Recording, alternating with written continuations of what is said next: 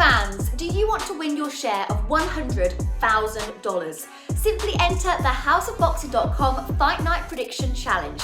Compete with boxing fans around the world. Simply head over to houseofboxing.com and sign up now.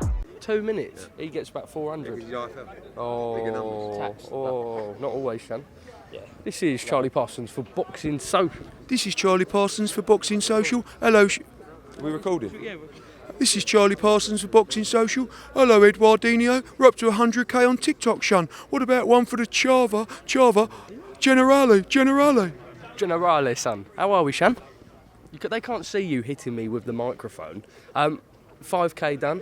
23:45 for you. We're walking this way, apparently. The lighting. Thank you, Joe. What a director. Not your day today. No, I don't know. I mean, when you think it's a minute 30 slower than last week, don't get me wrong, Hyde Park, PB heaven, I've been informed.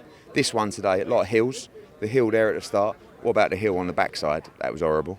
I kind of had you in my sights the whole way, and then Joe Pugh gave you a bottle of water. Excuse me. 1 lap to go, and it just kind of disheartened me. And you done me by what, 28 seconds, 30 seconds, something like that. To be relentless, Edward. I am relentless. I'm 44 years old. Shouldn't be doing you then, Sonny Edwards chasing me around. He'd go, come on, I'm going to big you up. Keep the knees up. Breathe. You don't see the other promoters up, do you? Early in the morning, doing 5k with the community. They're all in bed holding their dicks. Come on, guys. So yeah, he was good. Shout out to Sonny, and good to see Billy here and Dalton as well, and Brandon. Great little event. Looking forward to a massive show tonight. Just quickly on tonight, Leigh Wood, Josh Warrington. Leigh looking more drawn of the two on the scales. Nothing really to be surprised, but both probably didn't enjoy the cut. Fair to say whoever wins probably vacates and moves up, and maybe whoever loses. Definitely Leigh, but I don't think too much about weight. Leigh always looks pretty rough on the scales. He'll be feeling fantastic this morning. He'll be feeling even better tonight, and he'll be huge in that ring. Josh looks in brilliant condition. You're just going to see a great fight. I can't wait. The atmosphere is going to be incredible.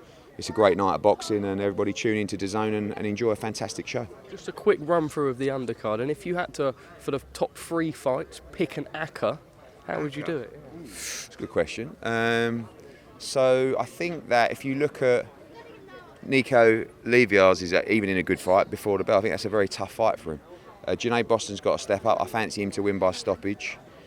Hopey Price, Conor Coghill, I think it's going to be a very good fight. It's a Yorkshire derby, both sold a lot of tickets. I'm going to go for Hopey Price on points in that fight, in a really good battle.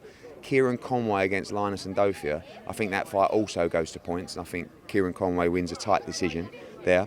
Brackhouse against Harper, I think is actually a fascinating fight, and I think both could be in trouble in that fight. I think Brackhouse has a massive size advantage. I think she has the ability to hurt Terry, but I actually think Terry will win that fight by late stoppage. And then the main event, I have no idea, and I'm definitely sitting on the fence, but I tell you, I think the fight is over within 8 rounds. Eduardinho, we're just going to Frank, can we just bring you in very quickly? So you have to, listen, mate. He can't have it every way. When he beats me, do you remember? All right, boy, what happened to you out there today, boy? What happened to you? And I done him today by what, a minute and a half? And he mentioned, he goes, and what about when he goes, yeah, well, can you do any chin-ups? Yeah. Can you do it? How many pull-ups can you do? I just did 10, mate. Yeah. But I'm happy for you. Thank you. I am. We've just flicked a switch, haven't we, Parsons? But you do need to work on these a bit. Yeah, don't worry, they come. Yeah. I mean, he's doing well. What do you want? He's doing well. Content is. He's doing well. He's really, but he's 12. The worst thing is, why does my age Parsons, matter? this is how bad it is. Your age matters. What? Yeah, but come on, you used to see the 40. state of me. I used to treat this like a Parsons, university. I'm now looking we're at banging you. 22. I'm looking at you. Now we're banging 22. In front of you. Yes. Yeah. Literally. I'm looking at you in front, and I'm thinking, how bad is Parsons at running? And you're in front of me. So that's how bad. How can I be bad if I'm better waddle than you? like a duck, like this. That is content. Thanks, mate. Just lastly, Sonny. Oh, can we bring you in quickly? Thanks, Frank. Done really well done. We're bringing Sonny in. Sonny, fair play to him. The last 3 weeks. Yeah, let's get him in. He's taking a little photo. Again. What he's done in the last... Jumping in. We're singing your praises. What you've done in the last 3 weeks. For the fans. I was just taking pictures. Man of the people, isn't he? No paparazzi. You haven't said it into the mic yet. I was just taking pictures. What you've done in the last 3 weeks in terms of promo, Orlando, London, and you're still here in Sheffield. This fight clearly means a lot to you. I know that you like to have fun and games and everything, but taking it seriously and relishing the promotional side of it. I'll be real, boxing means a lot to me. and getting the opportunities and getting the fights means the most. And I've realised at maybe a young age that if you don't have some marketable value, if you don't bring some talking point, you don't really get the fights. You can be the best fighter in the world and you'll just never fit the criteria of what opponent with all the leverage is going to pick. So I've went around my career trying to become the guy in the division, so therefore whilst I'm boxing I'll have all the fights, and I think I'm doing a good job right now. I think Eddie's doing a great job at me, Matchroom, the zone, really pushing me and, you know, making it possible for me to be everywhere, commentating on shows, getting involved with the community. So massive props to them, and I feel like, you know, the team's matched well, and I'm really looking forward to this fight. It's a great fight, but none of this really means anything if I go and lose on 16th of December. So, you know, that's what I'm mainly focused on. This is just, if I weren't sat here, I'd be at home, sat on my arse. So I might as well just come and get involved for half an hour now and then go back home. Sonny, I read a little bit of clickbait. Now, I haven't seen the full interview, so I don't know how true it is, but maybe you're a little bit worried about Bam potentially not showing up or fighting.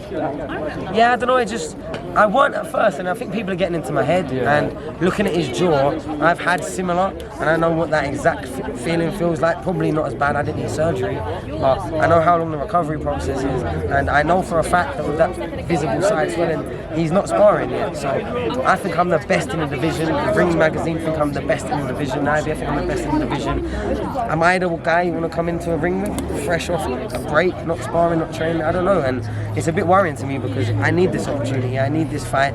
I've waited, in my opinion, long enough for an event like this. I've been involved in hard fights, I've been involved in meaningful fights, to me, belts, good money fights as well. This is the first time I've had people running up to me 12 weeks out of fights saying, oh, I booked my flights on hotel, I can't wait to get to you. Like, I've got ringside tickets. Like, I've not had that before, and it's on the other side of the world. So I can feel how big this fight is. That's why I'm so excited for it. So I don't want to drag it on to next year. I want it to happen now, as long as he's all fit and 100%. But yeah, it's just, I speak what's in my mind. I can't really fake how I feel in the interviews. It would come across as weird. So yeah, right now it's just, maybe when I see him sparring and see him start toning up a little bit more, a bit more confidence. But right now, he's not posting nothing, he's not saying nothing, unless he's got like a metaphorical gun to his head. So yeah, it's a bit. Eddie, from a promotional standpoint, do you reiterate that in Orlando? A lot of people a little bit disappointed that Bam just didn't give much. No, but that's what he's like. We've worked with him for a long time. He's very quiet, and I get like, he'll be there. Don't worry. He's training. He's fit. They want the fight. They're getting it. They're getting it in the US, and you know it's a massive opportunity for them as well as it is for him. He's just not the guy who's going to sit down on camera and go, I can't wait. I'm fighting. I'll do this. Like every fight that he's been involved with, he's had the same energy. Like don't forget, he took Quadras. He was supposed to be fighting a little 10-rounder. And with a week to go, we were buggered on the show, and we said, do you want to jump up 2 weights and fight Quadras for the world title? And he went, yeah. Like, and he wasn't like, yes, he was like, yeah. You know what I mean? So it's just his demeanour. But of course, he's coming back from an injury. It's been, I thought it was that April, so you know he's going to have like 8 or 9 months till the fight. We wanted to do the fight a little bit earlier actually, because it was a wait for him as well from June. But they needed the time to December. Tickets are flying, going really well. We've got a lot of Brits going as well. We're going to be putting a lot of Brits on the card as well. You know, potentially Galauya 5, because obviously he's a future opponent in 12 months or whatever. If Junaid wins tonight, he'll jump on the show as well, which will be great for him, and probably one more Brit as well, because there are a lot of Brits travelling. I think he'll do a big audience on the zone. So it's definitely one of the fights here. And if you look at December now, no secret about the Belfast card that we're going to announce tonight, which is unbelievable. Then you've got December 9 is Haney Prograis, straight to Phoenix for 16, and hopefully Ben Eubank on the 23rd. So I think the best month we've seen in boxing potentially ever. Lads, thank you very much. It was always a pleasure. Cheers. Right, let's go.